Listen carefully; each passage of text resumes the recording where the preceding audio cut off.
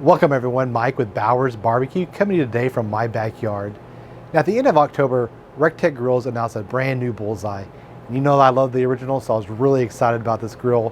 It upgrades like a bigger cart, a cast iron deflector plate, and the most important one to me was the Wi-Fi. So I asked you guys if I should get one, and I listened, and I did. So let's talk about it. But first, we gotta start the fire.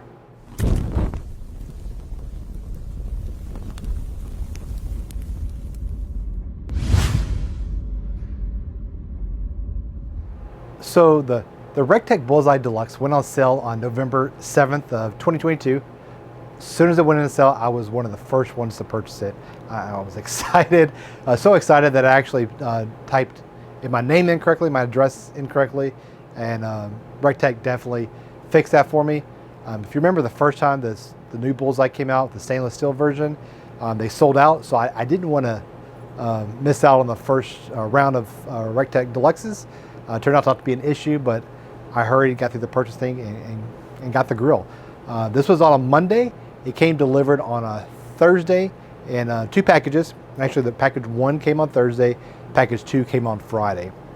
The first package is really just the body of the grill, and then the second package is the lid, deflector plate, and grates. Now, as I started to put together box number one with the body, I noticed it had been damaged in shipping. The bowl had a flat side to it where it had been put on the end. If you can see here, the packaging is not protected there, and when the delivery people put it on the end, it obviously got damaged. So super disappointing because I was so anxious to get this grill, but Recteq said send it back, or they said they'll send you a new one. Hang on to it to make sure the new one has all the pieces that you need, and then once you have that one put together, you can send this one back. So that's what I did. Recteq sent me out a new grill. All right, so less than a week later, I had my new grill, and the first thing I did was inspected the bowl to make sure that it wasn't bent. This one wasn't bent. Big success. I was excited. So I started putting the grill together, and let me tell you, this grill was so much easier to put together than the original. The process was super simple. It took me less than 45 minutes to do the entire thing, and then the bottom part is the most time consuming, but it didn't take much at all to do so. Now, I got the grill together, and then I turned it back upside down, put the lid on. I did notice that the new grill did not have enough nuts and bolts for the hinge, so I'm glad I had to cut the old one. So I had some extra nuts and bolts to use to install the hinge. So I installed the hinge, I put on the lid, and I went to shut the lid, and it wouldn't shut. It wouldn't go down all the way. So I went back to the hinge. I loosened it up a little bit and kind of rotated it a little bit so it would come down even with the bottom bowl.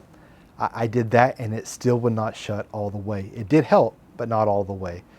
So it's like, dadgummit, man. So I then remembered, I still have this other grill here. So if the hinge is bad or the lid's bad, I have backups.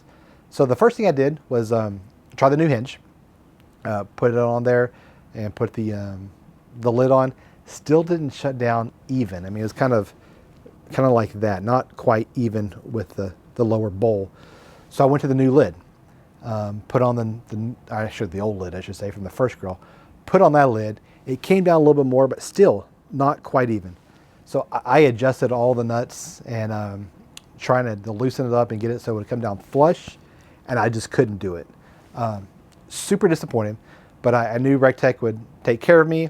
I went to sleep, and then the next day I went to work on it for some more.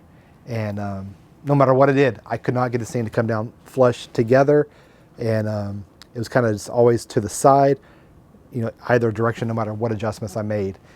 And at that point in time, I realized this isn't the grill for me. And the reason for that is the original Recteq Bullseye, which I'm using right now, is it is the cheaper version of the Recteq grills. I've owned the 680 and the Bullseye, and the 680 was well put together compared to the Bullseye. Now, I love the Bullseye. I say this all the time. It's the best grill under $500. But the new Bullseye at $800 is made out of the same cheap material when it comes to the cooking area.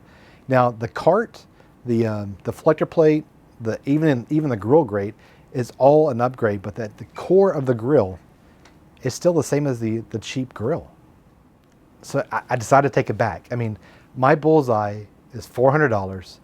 This one here, brand new, the deluxe version brand new, was $800. Twice the cost for pretty much the same grill.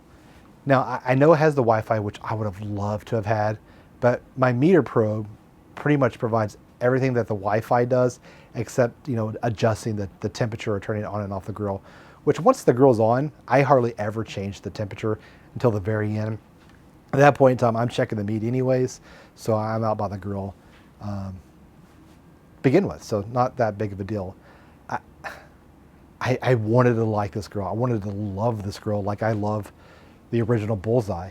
The original Bullseye was $400. When they released the new Bullseye Deluxe, it went up to $500. At that $500 range, I may look at other grills, but at the same time, I still think I'm not going to find a better grill under $500. I hate the fact that they raised the prices, but prices are going up everywhere. So yeah, I couldn't justify spending $800 on a grill that was made no better than my $400 grill, and so I sent it back. I hated that. Because I really wanted this grill to work out, not only for me, but for you guys. I know a lot of people reached out to me asking me to buy it so I could review it. And I couldn't even review it because I couldn't even use it. It wasn't worth the hassle for me. I know others have already received their grills and have had no issues.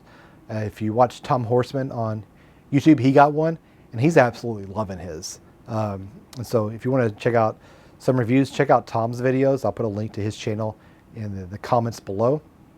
But for me, I'm going to stick with my tried and true $400 Recteq Bullseye. I love the thing. It's put out better food than any other pellet grill that I've had. I'm not against Recteq. I still think they're a great grill company and put out quality pits in a quality price range. This one here was just a miss for me personally. Will I still consider Recteq? Yes, if this Bullseye ever dies. Which let's pray that it doesn't, because I love it so much. I may get a new one. And here lately I've been shopping the 590s and 700s as well, because I think I've cracked the code on an excellent pellet grill brisket. And when I'm cooking for people who ask me to cook for them, and I don't want to spend a lot of time managing an offset or a Weber Smoky Mountain or even my new Kamado Joe, the pellet grill is a perfect option for that. So sorry, I was hoping to review this, like I said, for you guys. Can't do it, but continue to watch my channel. I'm going to have plenty of more videos coming out on the original Bullseye, which I absolutely love. And even at the higher price of $500, I still think it's probably be one of the best grills you can find in that price range. All right, I appreciate each and every one of you for watching. Until the next video, the fire is out.